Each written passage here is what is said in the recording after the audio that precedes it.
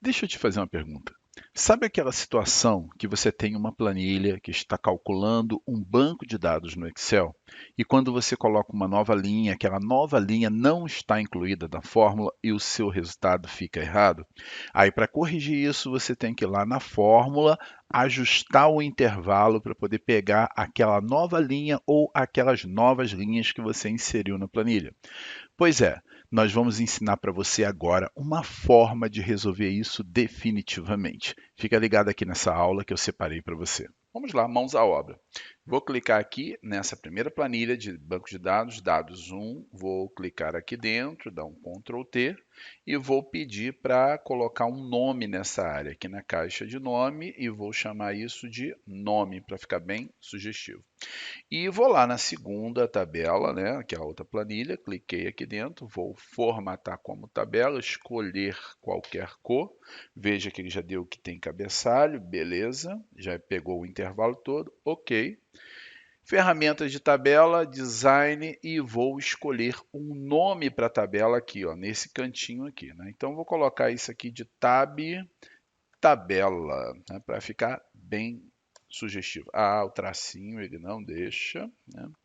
Sempre me pega com isso. Tab, underline, né? O traço baixo, tabela, se você quiser separar. Beleza. Tá? Então agora, o que a gente vai fazer? Primeira comparação. Quando eu entro com um novo dado na tabela, aqui embaixo, ele automaticamente coloca essa linha dentro da tabela, assim como novos dados copiados e colados. Dentro do intervalo que a gente nomeou, a gente pode colocar o que a gente quiser aqui que não está dentro do intervalo. Teste, tecla F5, ó, vou para o nome e vou dar OK. Veja que essas células não estão dentro do intervalo. F5 de novo, vou para a tabela e você vai ver que aquela nova linha que eu coloquei já está dentro da tabela, sendo contemplado nas fórmulas. No resultado disso daqui, ou seja, a gente já tem uma diferença aí. A tabela tem, de certa forma, um dinamismo para novas linhas e o nome não. Aqui o que eu vou fazer?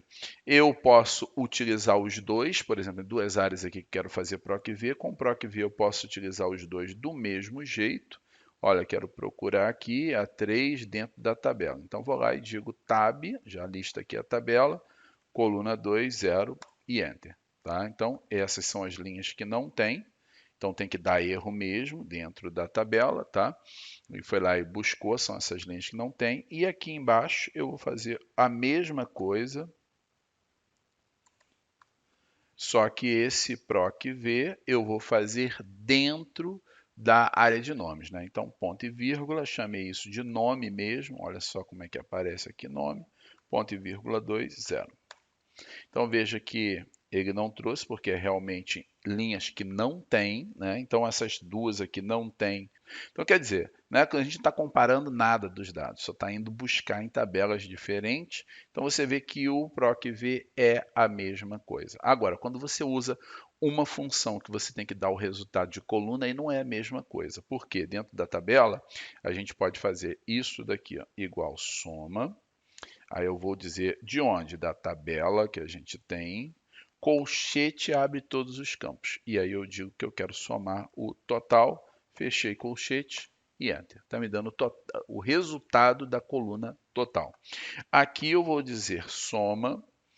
Posso apontar para o nome? Posso apontar para o nome, mas no nome eu não consigo dizer coluna, eu não consigo dizer nada dele, só a área inteira. A menos se eu tivesse nomeado exatamente os valores da coluna, mas aí você vai criar um nome para cada coluna e a administração disso é muito custosa, né? Então não vale a pena. Então, no máximo, eu posso usar o nome quando for para a tabela inteira. Nesse caso aqui, o que ele está fazendo? Ele está somando todos os valores da tabela. Tá? Então, existe uma flexibilidade maior para trabalhar com o resultado de fórmulas e funções quando a gente utiliza tabela para poder trabalhar com as fórmulas. Gostou dessa aula? Já sabe o que fazer aqui embaixo. Agora, uma coisa muito importante: se você deseja fazer um curso de Excel completo, de A a Z, que vai abordar simplesmente tudo que as empresas exigem de um profissional que conheça Excel de verdade. Eu vou deixar o meu link aqui da minha formação Excel Black Belt. 5 cursos nessa formação: Excel básico, intermediário, avançado, criação de dashboard e programação em VBA. Tudo que você precisa para ser um profissional completo de Excel em qualquer área do mercado para atender qualquer requisito que uma vaga em uma empresa exige. Beijo no seu coração e eu te vejo na nossa próxima aula aqui no nosso canal.